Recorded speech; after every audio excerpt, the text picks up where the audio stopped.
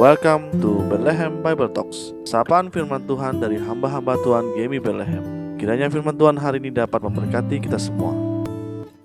Shalom saudara kasih dalam Tuhan. Renungan hari ini saya berikan judul Siapa di pihak kita. Mazmur 124 ayat yang pertama dan yang ke-8. Jikalau bukan Tuhan yang memihak kepada kita, biarlah Israel berkata demikian.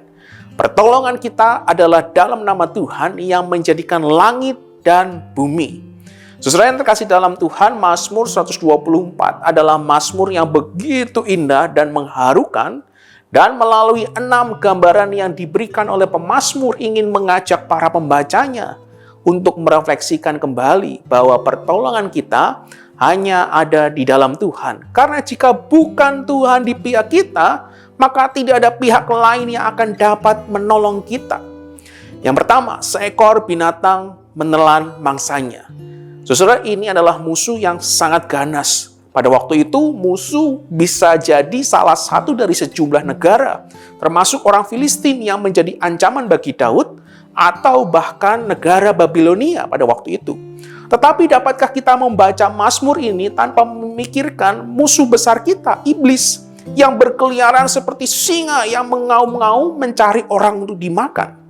Tentu kita dapat berkata, jika Tuhan tidak di pihak kita, sudah pasti iblis akan menelan kita.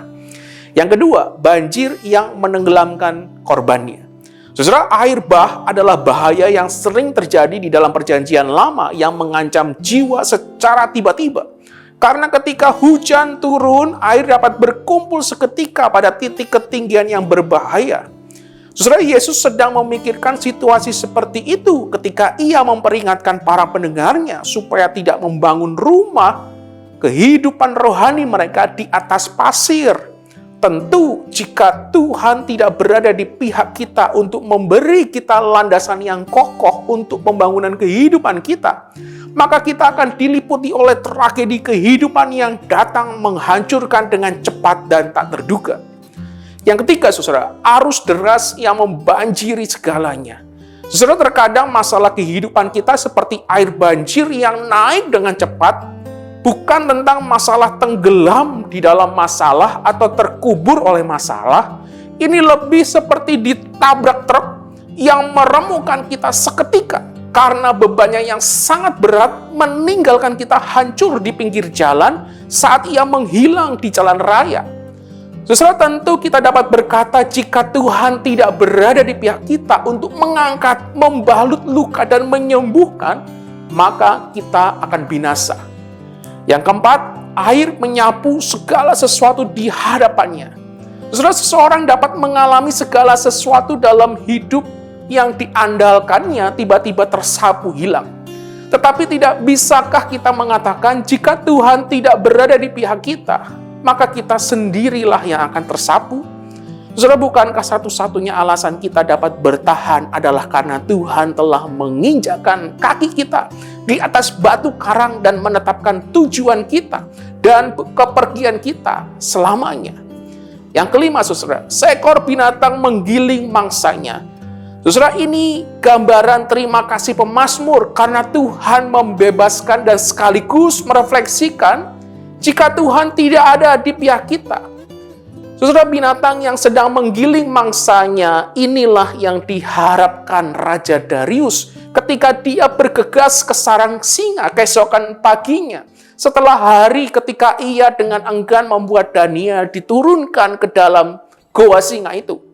Saudara, saya percaya banyak dari kita juga dapat mengatakan dengan cukup akurat, jika Tuhan tidak ada di pihak kita, musuh akan menghancurkan kita menjadi potongan kecil, menelan dan memuntahkan tulang kita.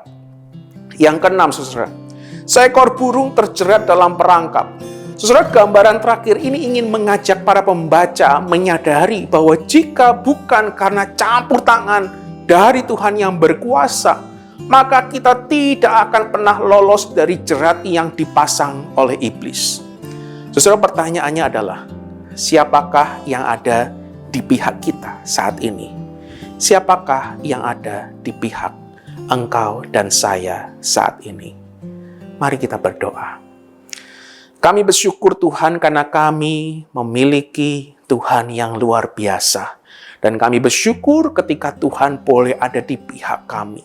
Maka kami boleh ada sampai detik ini. Dan kami percaya bahwa pertolongan Tuhan senantiasa ada bagi kami. Karena Tuhan bersama dengan kami. Karena Tuhan di pihak kami, kami tidak akan pernah mengalami ketakutan, keraguan, kegentaran.